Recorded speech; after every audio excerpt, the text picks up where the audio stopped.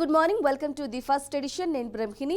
ముందుగా వివిధ వార్తాపత్రికలోని ప్రధాన అంశాలు చూసే ముందు ఆంధ్రజ్యోతి పేపర్కి వెళ్దాం. ఆంధ్రజ్యోతి పేపర్లోని ప్రధాన అంశాలు ఒకసారి చూసుకున్నట్లయితే గనక ఇక షర్మిలకు సంబంధించి గనక ఒక వార్త అయితే నిన్న మొత్తంగా తీవ్ర దుమారమే రేగిందని చెప్పుకోవాలి. అవి కీలక వ్యాఖ్యలు చేసింది ఫోన్ ట్యాపింగ్కి సంబంధించి.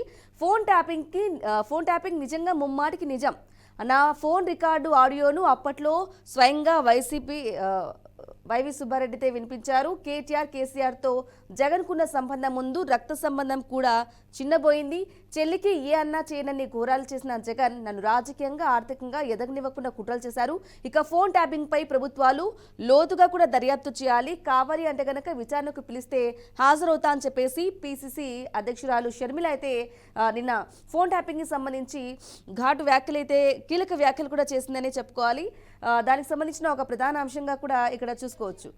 రైట్, ఇక మరో వార్తను చూసుకున్నట్లయితే ఏపీకి సంబంధించి మరో వార్తను చూసుకున్నట్లయితే కనుక నరుకుతాం చంపుతాం జగన్ నిన్న అయితే జగన్ అయితే పర్యటించడం జరిగింది. సత్తెనపల్లి జిల్లాలో అయితే పర్యటించడం జరిగింది. ఈ నేపథ్యంలోనే అక్కడ కీలక వ్యాఖ్యలు కూడా వైసీపీ కార్యకర్తపై నరకుడు భాష అయితే మొదలుపెట్టారు. జగన్ పర్యటనలో ఫ్లెక్సీలు పెట్టి బెదిరింపులు, పొదిరిలో తొక్కిపడేస్తామని హుంకరింపు, సత్తెనపల్లిలో రపారపాండు డైలాగులు, రాజారెడ్డి రాజ్యాంగం తెస్తామనే ప్రకటనలు అయితే ఇచ్చారు. రౌడీ షూటర్లకు పరామర్శల పేరిట అరాచకం అంటూ కూడా ఇవ్వడం జరిగింది.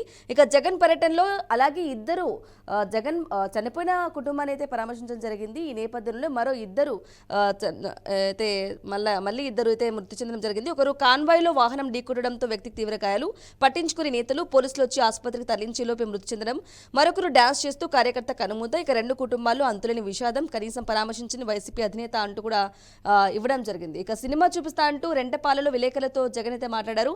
నాగమల్లేశ్వరరావును చంద్రబాబు పొట్టన పెట్టుకున్నారు. మా పార్టీలో కమ్మ నేతలను టార్గెట్ చేస్తున్నారు. నాని, వంశీ, అవినాష్ తలశీలపై కేసులు పెట్టారు. ఏం చేశారని వారిని వేధిస్తున్నారు అంటూ కూడా జగన్ ఆక్రోశం అయితే వ్యక్తం చేశారు. ఈ నేపథ్యంలో జగన్ నిన్న పర్యటనకు సంబంధించి టోటల్గా సత్తెనపల్లిలో పల్నాడు జిల్లా అంటేనే కొంచెం ఉద్రిక్తత, ఎన్నికల ముందు నుంచి కూడా కొంత ఉద్రిక్తత ఉన్న జిల్లా అయితే చెప్పుకోవాలి. ఈ నేపథ్యంలో అక్కడికి వెళ్ళి ఇంకా కొంత రెచ్చగొట్టే ధోనిలాగైతే కనిపించింది. ఇక ఈ విషయానికి సంబంధించి వారి అభిప్రాయాన్ని అలాగే ఈ విశ్లేషణను అందించడానికి ప్రముఖ సీనియర్ జర్నలిస్ట్, రాజకీయ విశ్లేషకులు అయినటువంటి బండరి రామ్మోహన్ రావు గారు మనకు లైవ్ లో అందుబాటులో ఉన్నారు. గుడ్ మార్నింగ్ సార్, నమస్కారం.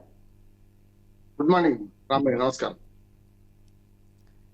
సార్. ముందుగా వివిధ వార్తాపత్రికల్లోని ప్రధాన అంశాలు గనక చూసుకున్నట్లయితే గనక ఏపీకి సంబంధించి నిన్న జగన్ అయితే మాజీ ముఖ్యమంత్రి వైసీపీ అధినేత అయినటువంటి జగన్ నిన్న రెంటపాలెంలో అయితే పర్యటించడం జరిగింది పల్నాడు జిల్లాలో. ఈ నేపథ్యంలో అన్ని రకాల ఉద్రిక్త పరిస్థితులు తలెత్తాయి. అలాగే ఇద్దరు కూడా మృతి చెందడం జరిగింది. ఎలా చూసుకోవాలి అంటారు రామ్మోహన్ రావు గారు?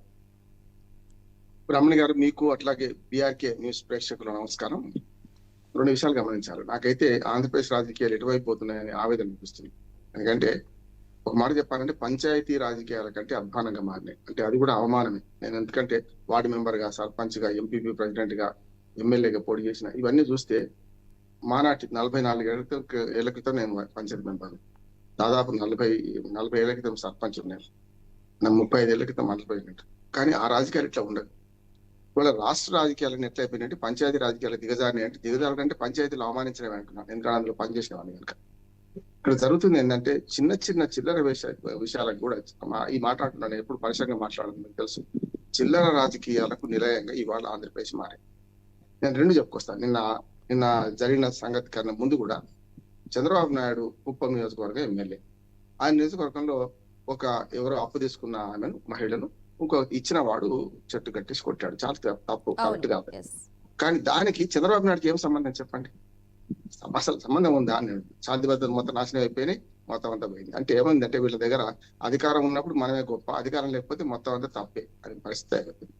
నిన్న ఎవరు పరామర్శ ఎవరు వద్దాను, కానీ పరామర్శ పేరు మీద ఇట్లా బల ప్రదర్శన, పరామర్శ పేరు మీద ఈ రకంగా పెద్ద ఎత్తున నాకు పలుకుబడి ఉందని చూపించుకోవడానికి దీన్ని వాడుకుంటే ఆ మల్లేశ్వరరావు ఆత్మకు శోభిస్తుంది అంటున్నారు.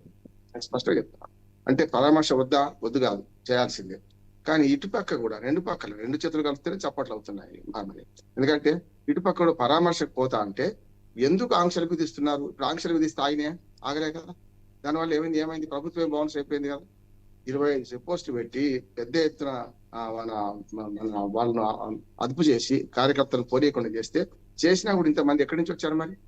అదుపు చేసిన పేరే మరి కాలేదు. అందుకని నేను ఏమంటున్నానంటే ఇవాళ అధికారం పోయిన తర్వాత ప్రతిపక్షాలు ఇట్లా ప్రవర్తిస్తున్నాయి, అధికారం ఉన్నప్పుడు ప్రభుత్వాలు కూడా అట్లే ప్రవర్తిస్తున్నాయి. తప్పు అంటున్నాను. చిల్లర రాజకీయం అంటున్నాను. అంటే ప్రతిదానికి ముఖ్యమంత్రి అంటే మనకు ఈ తిరుమల తిరుపతి దేవస్థానం దగ్గర ఈ ట్యాంకర్ల దగ్గర ముఖ్యమంత్రి కావాలి ఉండాలి. ఎవడన్నా ఊళ్ళో జరిగే చిన్న సంఘటన కూడా ముఖ్యమంత్రి ప్రధాన సాక్షి కావాలి. సమస్య అట్లా వస్తుంది. అందుకని అధికారం శాశ్వతం కాదు, పార్టీలు శాశ్వతం కాదు, ప్రభుత్వాలు శాశ్వతం. దీన్ని గమనిస్తే ఈ సమస్య ఉండదంట. ఓదార్పు యాత్రలో ఎప్పుడైనా చూడండి మీరు రమణ గారు, కిందికి అంటే స్ప్రింగ్ కిందికి వస్తే పైకి లేస్తుంది.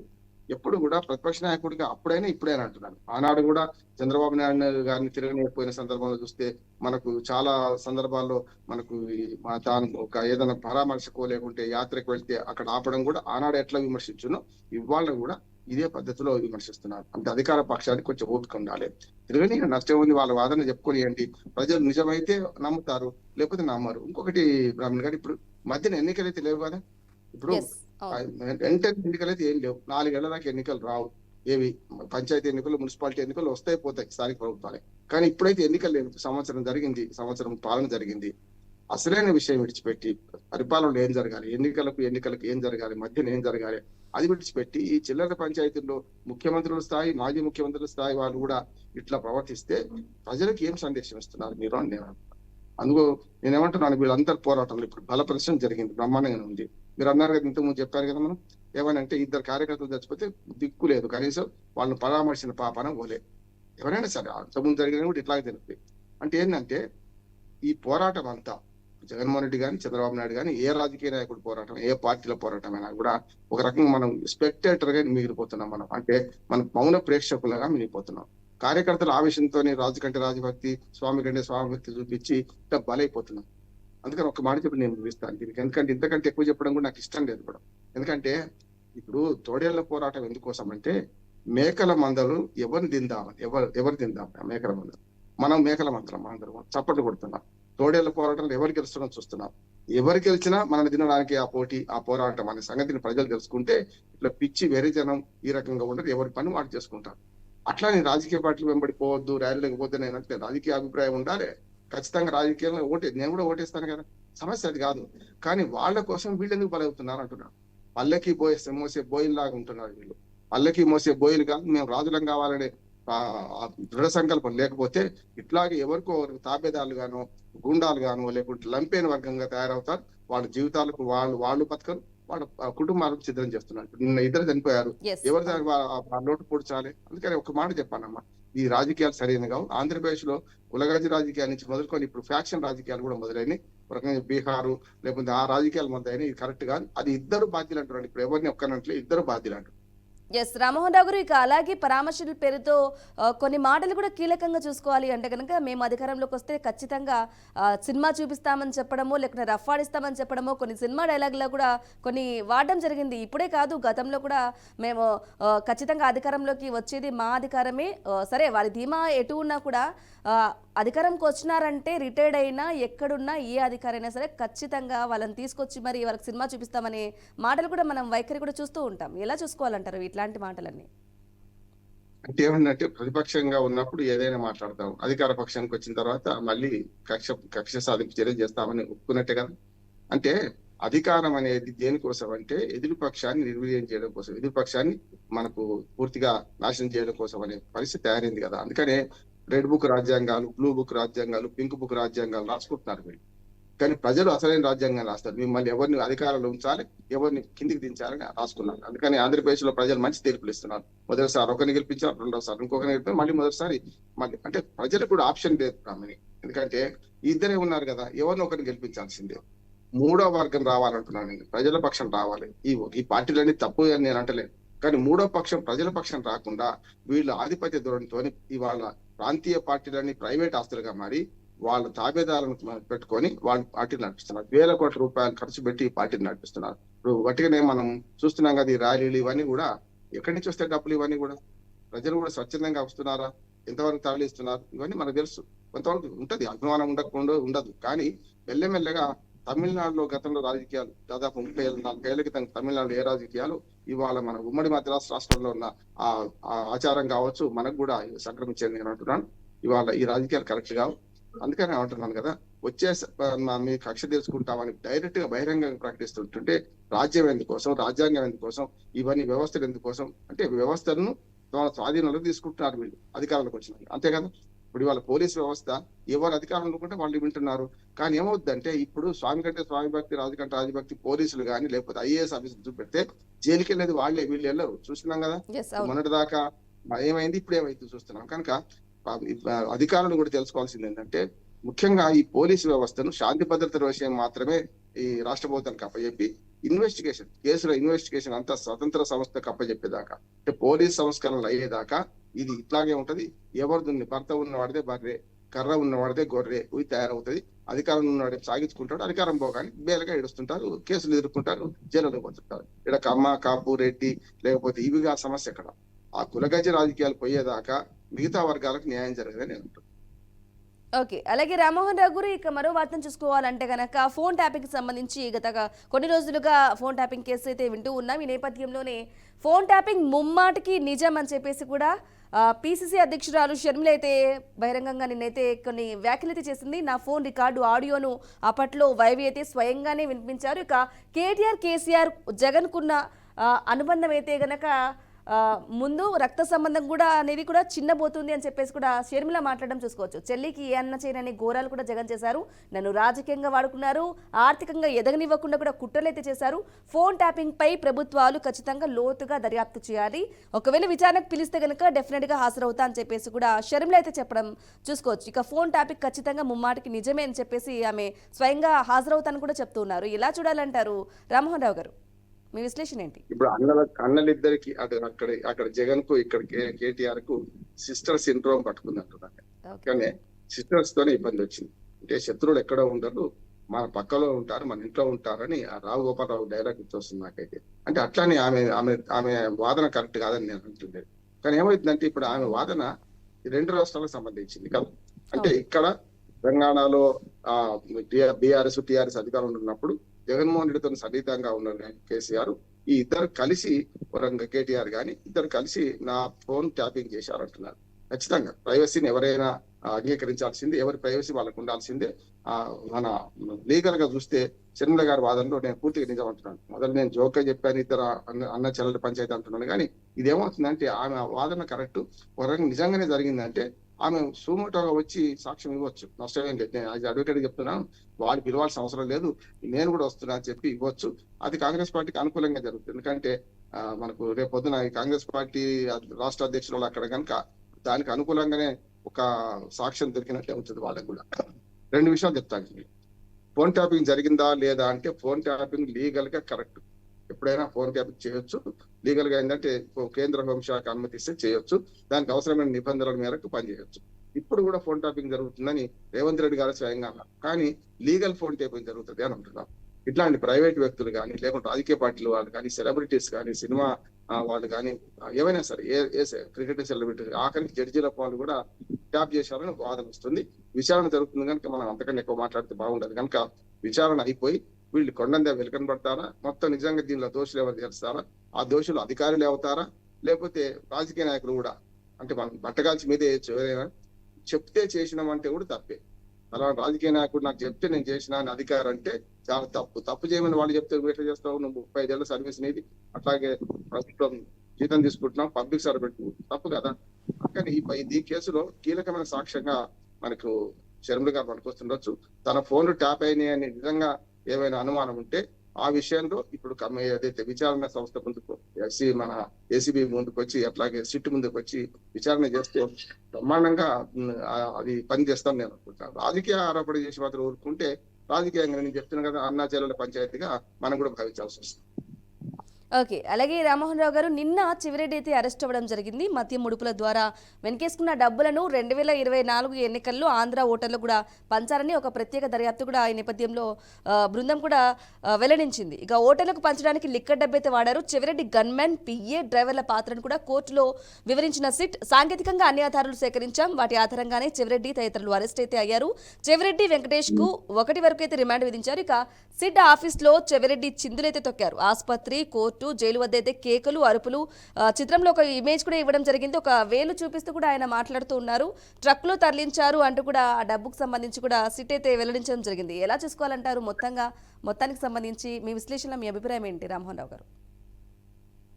రాష్ట్ర ప్రభుత్వాలు వేసే సిట్ల మీద కొందరికి ప్రతిపక్షాల నమ్మకం ఉండదు. ఎందుకంటే స్పెషల్ ఇన్వెస్టిగేషన్ టీం అని చెప్పేసి పాత కేసులను తిరగబడుతున్నారు.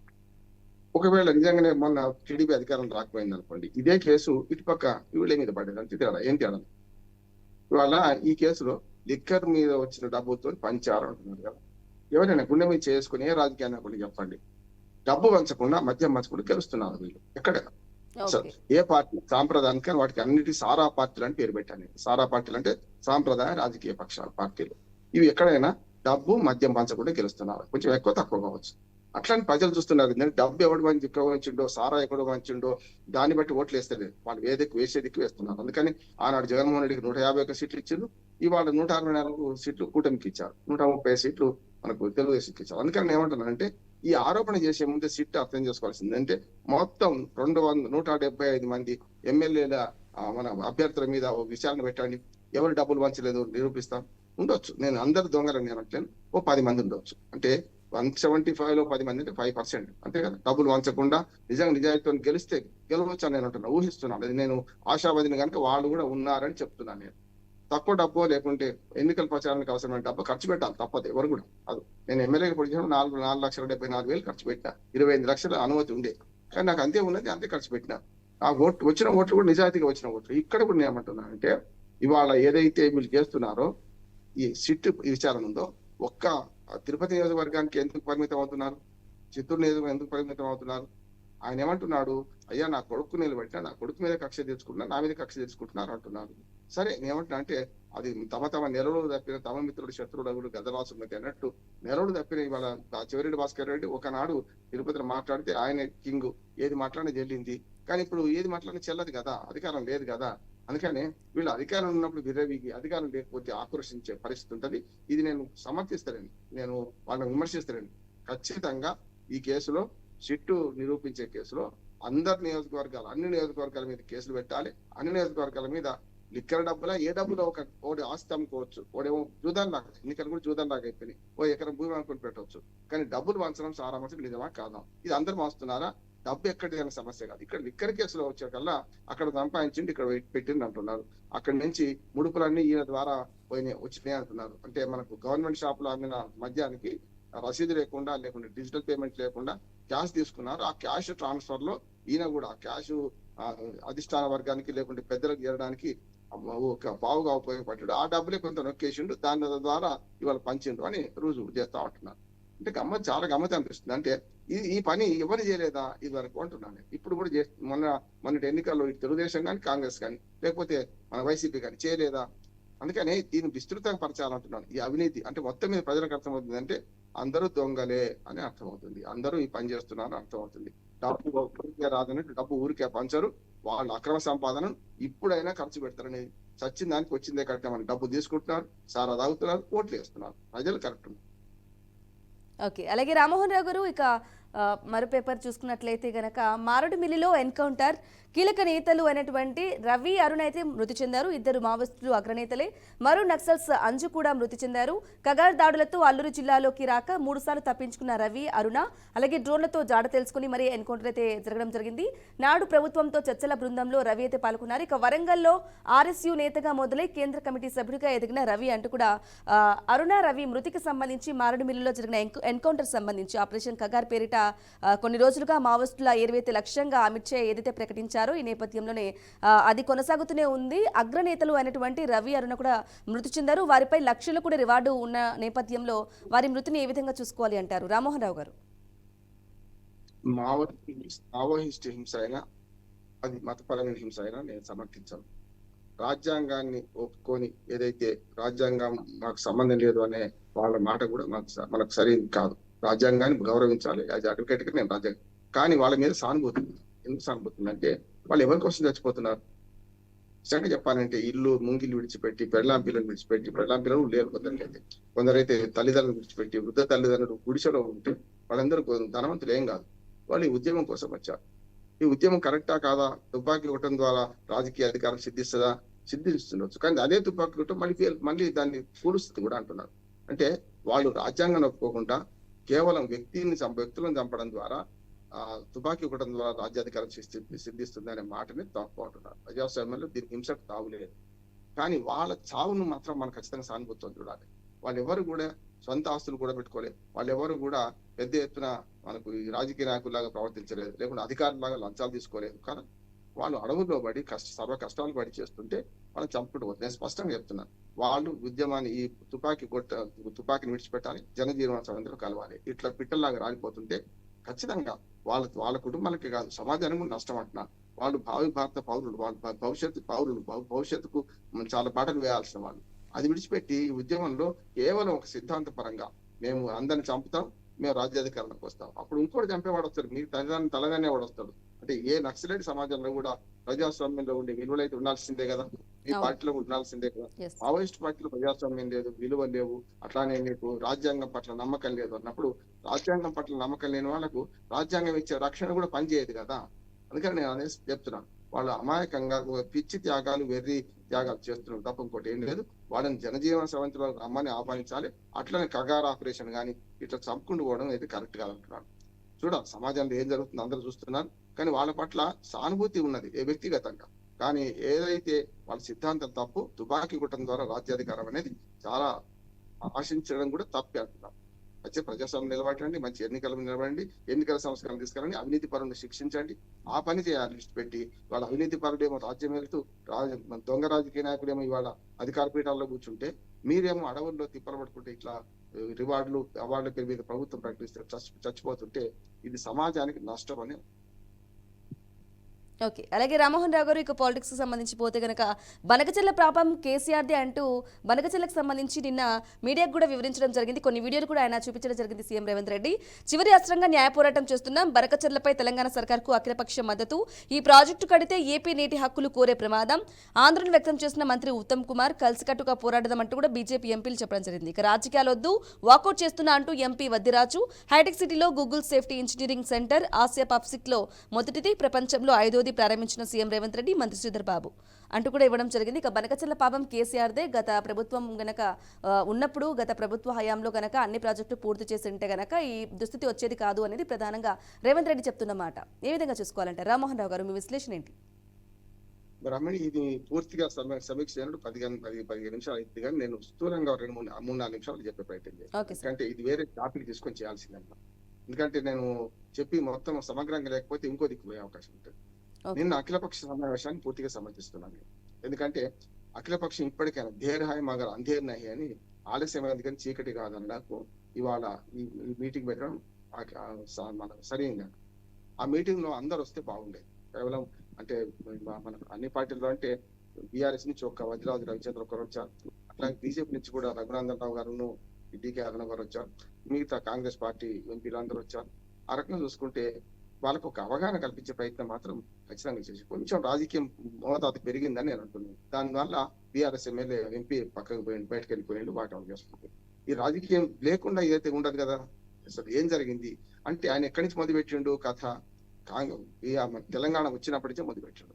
అంతకుముందు ఏం జరిగిందో చెప్పుకుంటే కాంగ్రెస్ పార్టీ కూడా దోషిగా తేలేదు. నేను స్పష్టంగా చెప్తున్నా, తెలంగాణకు 2 జాతీయ పార్టీలు చాలా నష్టం చేసింది. తెలంగాణ కదా, ఆంధ్రప్రదేశ్, ఉమ్మడి ఆంధ్రప్రదేశ్ కూడా ఇప్పుడేదో కూటమి ప్రభుత్వం ఉంది కనుక తప్పనిసరి అవసరార్థం వాళ్ళు చేస్తున్నారు తప్ప గత 11 ఏళ్లుగా ఉమ్మడి తెలుగు రాష్ట్రాలకు, ఉభయ తెలుగు రాష్ట్రాలకు అన్యాయం చేస్తున్నాయి 2 జాతీయ పార్టీలు. సరే పక్కన పెడతాం, ఒక జాతీయ పార్టీ ఏమో ఢిల్లీలో అధికారం లేదు, ఇక్కడ ఈ తెలంగాణ అధికారంలోకి వచ్చింది. ఒక ప్రాంతీయ పార్టీ ఏమో 2 ప్రాంతీయ పార్టీల మధ్య కొట్లాట ఆంధ్రప్రదేశ్ జరుగుతుంది. ఈ బనకచెర్ల విషయానికి వస్తాను నేను. నిన్న సరైంది అంటున్నాను నేను. అనుకుంటూ ఏం జరిగింది అని చెప్పే క్రమంలో మాత్రం కొంచెం రాజకీయ మోతాది మించినా కూడా సరైన విధంగా చెప్పుకొచ్చిండు. ఇప్పుడు ఏం జరగాలని కూడా చెప్పిండు, అది మనం బాగా గమనించాలి. రేవంత్ రెడ్డి గారు ఇప్పుడు ఏం జరగాలని చెప్తున్నాడు అంటే, స్పష్టంగా ఇవాళ గోదావరి నదిలో జలాలు ఏవైతున్నాయో వాటి పంపిణీలో 965 టీఎంసీల నీళ్లు తెలంగాణకు హక్కుగా రావస్తున్నది. వాడుకోకపోవడం అంత అది కూడా అన్ని దిక్కుల ఆయన మనం ఏమంటారు దాన్ని బాణాలు విడిచింది. అంటే పాత కాంగ్రెస్ ప్రభుత్వం మీద కూడా పాత 10 ఏళ్ల కింద ప్రభుత్వం మీద కూడా విడిచినట్టు లెక్క. కాకపోతే సున్నితంగా విషయం, ఎందుకంటే తమ పార్టీ కదా. అట్లా చూసుకుంటే ఎవరెవరు ఏం చేశారు, తిలా పాపం తలా పిడికడని చేసుకుంటే అంటే ఇప్పుడు జరగాల్సింది చెప్పిండు, అది కరెక్ట్ అంటున్నాను నేను. జరగాలి నా ఉద్దేశం ఏంటంటే నిన్న రేవంత్ రెడ్డి గారిని మిగతా విషయాలు విమర్శిస్తే కానీ నిన్న ఈ విషయంలో చాలా హుందాగా చాలా మంచిగా చెప్పుకుంటే కొన్ని చిల్లర వేషాలు వేసిండు కానీ చాలా బాగా చెప్పిండు. అట్లా ఎందుకు చెప్తున్నానంటే 965 టీఎంసీలు తెలంగాణకు రావాల్సిన నీళ్లు అష్యూర్ చేయండి, దానికి అనుమతులు మీరు ఎక్కడ అడ్డుకోకండి. అనుమతులు ఇచ్చిన తర్వాత వెంటనే మిగులు జలాలు ఏమన్నా మీరు మొత్తం తీసుకుపోతే మాకు అభ్యంతరం లేదా. కాకపోతే ఈ భాషనే ఎవరు చెప్పిండ్రు అంటే కేసీఆర్ గారు ఈ భాష చెప్పకుండా ఇంకో తనదైన భాషలో 3000 టీఎంసీలు వెళ్ళబోతున్నాయి, వాడుకుంటే తప్పేంది అంటే ఇద్దరు అన్నది అది. కాకపోతే చెప్పే పద్ధతిలో తేడా ఉన్నది అంటున్నాను నేను. అందుకని ఇవాళ ఒకటి. రెండోది ఏంటంటే 550 టీఎంసీలు మీకు హక్కుగా ఉన్నాయి కదా, అవి కాకుండా ఎన్ని వచ్చినా తీసుకోండి అనే మాట ఒక మాట అనడం కరెక్ట్. అట్లాగే కృష్ణా జలాల గురించి కూడా ఇందులో మాట్లాడారు. కృష్ణా జలాల్లో కూడా మాకు వాటా 299 కాదు 550 టీఎంసీలు వస్తాయి. 550 టీఎంసీలు సుమారు 500 అనుకోండి, అవి ఒక 500 టీఎంసీలు, ఇవి ఒక మనకు 1065 టీఎంసీలు అంటే దాదాపు 1100 మన ఇవి అనుకుంటే 1600 టీఎంసీలు మాకు విడిచిపెట్టి మీరు ఏమైనా చేసుకోండి అనే మాట అన్నాడు.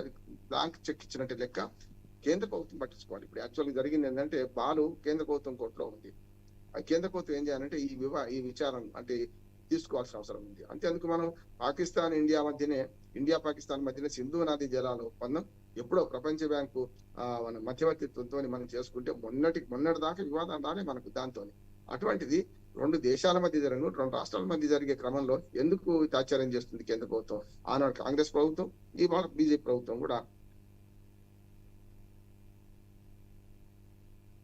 అధికారం కూడా ఎవరికి ఉంది అంటే కేంద్ర ప్రభుత్వానికి ఉంది. అందుకని మీరు లీగల్ పోరాటం చివరి అంటున్నాడు. ఆయన ఏమంటున్నాడు, సాంకేతికంగా పోరాటం చేస్తాం, అయ్యా మాకున్న హక్కు ఇది అని. రెండవది రాజకీయంగా పోరాటం చేస్తాం. ఈ రెండు వీలు కాకపోతే పొలిటికల్ పోరాటం కూడా వీలు కాకపోతే అప్పుడు మేము కోర్టులకు వెళ్ళి న్యాయ పోరాటం చేస్తాం అంటున్నాడు. ఒక ముఖ్యమంత్రిగా చాలా కరెక్ట్. అందుకని బనకచెల్ల విషయంలో మాట్లాడితే తప్పనిసరి అవి పోవాలంటే ఈ మొదటి ఏర్పాటు చేస్తే అయిపోద్ది కదా. అంటే తెలంగాణ వాటా తేల్చకుండా తెలంగాణ వాటాను సరైన విధంగా పర్మిషన్ల కోసం ఎక్కడ అభ్యంతరం పెట్టాం, అది కాళేశ్వరం కావచ్చు, సీతారామ కావచ్చు, దేవాదుల కావచ్చు, ఇంకేదైనా కావచ్చు.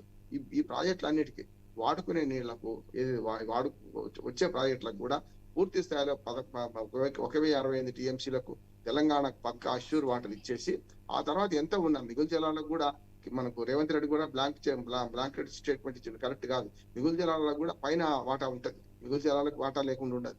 ఎక్కడ ఉంటది అంటే కృష్ణా ట్రిబ్యునల్ వేరు, గోదావరి ట్రిబ్యునల్ వేరు. గోదావరిలో మిగులు జలాలకు కూడా వాటా ఉంటది.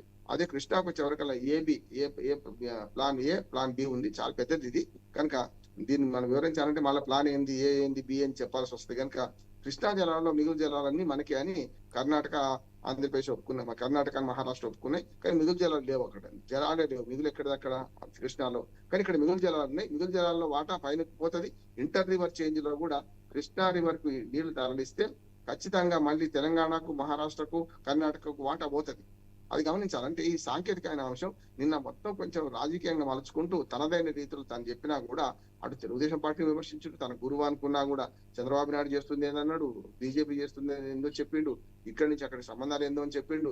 అయ్యా మీ సంబంధాలు మీకుండనియండి, నేను కూడా ఒక రాష్ట్ర ముఖ్యమంత్రిగా తెలంగాణ రాష్ట్ర ప్రజల ప్రయోజనాలు కాపాడాలి. కనుక గత ప్రభుత్వాలు గత ప్రతిపక్షం చేసిన పనులు వల్ల జరిగింది, ఇప్పుడు నన్ను ఆ పని చేయనీయకండి అని చెప్తున్నాడు. చూద్దాం ఏం చేస్తున్నాడు. మొత్తం మీద మాత్రం నిన్న చాలా వైజ్ మ్యాన్ గా మిగతా అన్ని అంశాలు పక్కన పెడితే నిన్న ఈ విషయంలో మాత్రం అటు తెలుగుదేశాన్ని, అటు బీజేపీని, ఇటు బీఆర్ఎస్ ను మూడింటిని ఎండగడుతూ తనదైన రీతిలో తన పని. ఆఖరికి జగన్మోహన్ రెడ్డి కూడా కేసీఆర్ తో కలిసిన విషయాలు ప్రస్తావిస్తూ కొంచెం అటువైపు తక్కువ పెట్టారు. ఇవన్నీ చూస్తే ఏంటంటే నేను చెప్పే కంక్లూజన్ ఏంటంటే ఉభయ తెలుగు రాష్ట్రాలు ఈ విషయంలో ఒక అంగీకారానికి రావాలి. ఈ విషయంలో మనం కొట్లాడుతుంటే పిట్టపోరు ఇల్లు తెచ్చినట్టు కేంద్ర ప్రభుత్వం, ఆనాడు కాంగ్రెస్ కానీ ఇవాళ బీజేపీ కానీ ఈ రెండు పార్టీలు చోద్యం చూస్తున్నాయి. జాతీయ జల సంపదను పంచే బాధ్యత జాతీయ ప్రభుత్వానికి ఉంది, వాళ్ళు కల్పించుకోవాలి. ఈ రెండు రాష్ట్రాల మధ్యన ఈ వివాదం లేకుండా చేస్తే మంచిదని. రైట్ రామ్మోహన్ రావు గారు, వివిధ వార్తాపత్రికల్లో వచ్చినటువంటి ప్రధాన అంశాలపై మీ అభిప్రాయాన్ని అలాగే మీ విశ్లేషణను అందించినందుకు థ్యాంక్ యూ అండి. రైట్ ఇక ఇది వాటి బీఆర్కే ది ఫస్ట్ ఎడిషన్ స్టేట్యూన్ బీఆర్కే న్యూస్ తెలుగుడు సత్తా.